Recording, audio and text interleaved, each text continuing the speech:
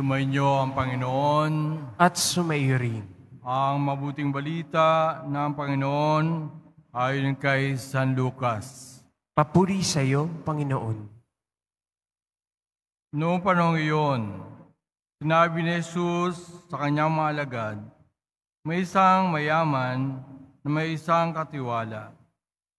Sinumbong sa kanya na nilulustay nito ang kanyang ari-arian. Kaya't ipinatawag niya at tinanong, ano ba itong narinig ko tungkol sa iyo? Isulit mo sa akin ng buo ang pangasiwa mo sa aking ari-arian, pagkat mula ngayon ay hindi na ikaw ang katiwala ko. Nawi ka ng katiwala sa sarili, alisin na ako ng aking Panginoon sa pangasiwa. Ano ang gagawin ko? Hindi ko kayang magbukal ng lupa. Nahiya naman akong magpalimos. Alam ko na ang aking gagawin.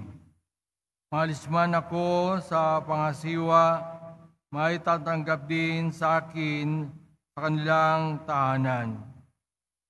Isa-isa niya ngayong tinawag ama may utang sa kanyang Panginoon. Tinanong niya ang una, gaano ang utang mo sa aking Panginoon? Sumagot ito, 100 tapayang langis po. Ito ang kasalutan ng iyong pagkakautang. Dali, mabukat gawin mong 50, sabi ng katiwala. At tinanong naman niya ang isa, ikaw, kaano ang utang mo? Sumagot ito, 100 kabang trigo po. Ito ang kasultan ng iyong pagkakautang, wika niya. Sulat mo 80.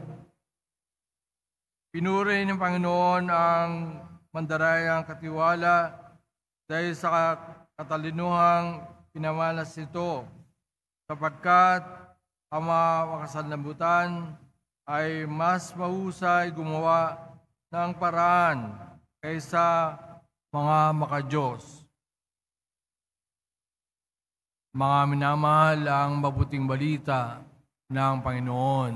Pinupuri ka namin, Panginoong Hesukristo. Magsiupo muna ang lahat.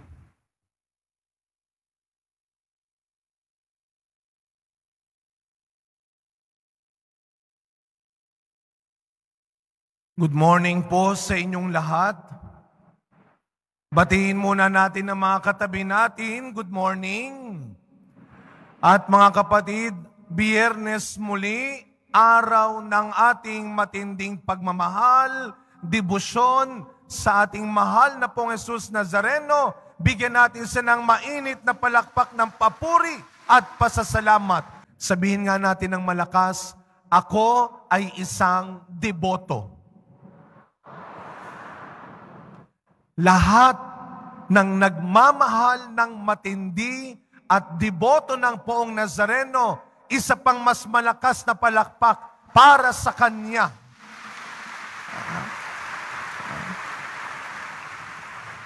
Mga kapatid, pero sana tuwing tila nakakalimot tayo ng pagiging deboto, ang sarap gawin yan, ang sarap pumalakpak, ikinukwento mo, ay, deboto ako.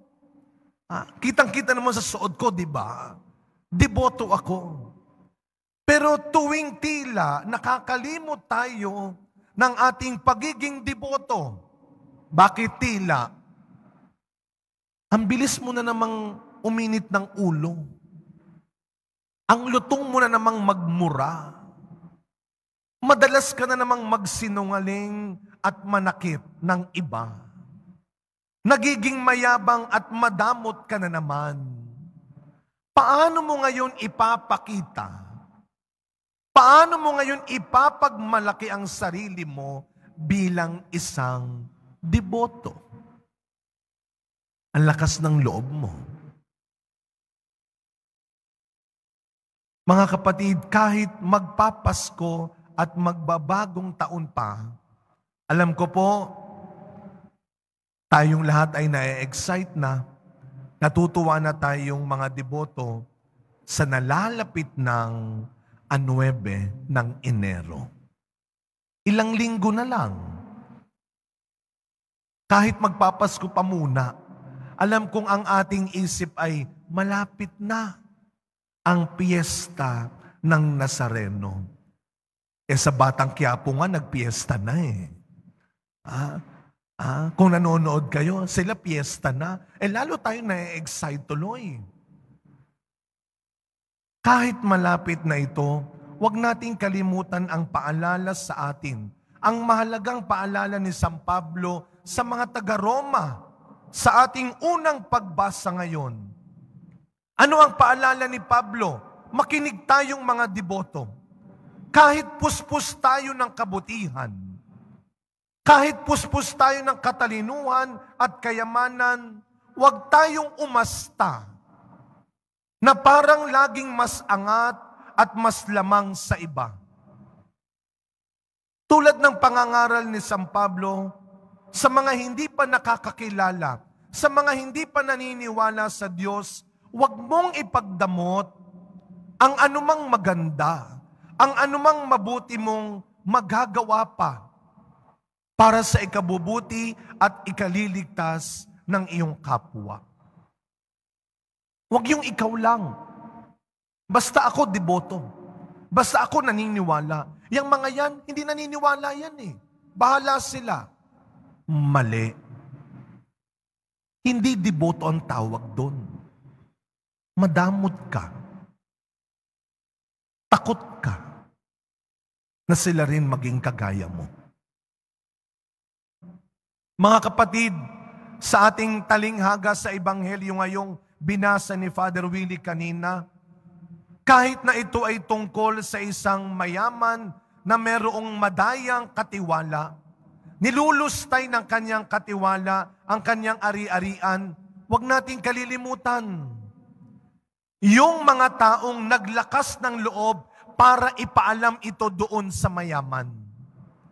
Hindi man sila o hindi man siya pinangalanan, alam nyo siguro, sadyang bahagi ng paraan ng Diyos para itama at iligtas tayo sa masama at maling bagay sa sarili natin ay ang mga taong hindi natatakot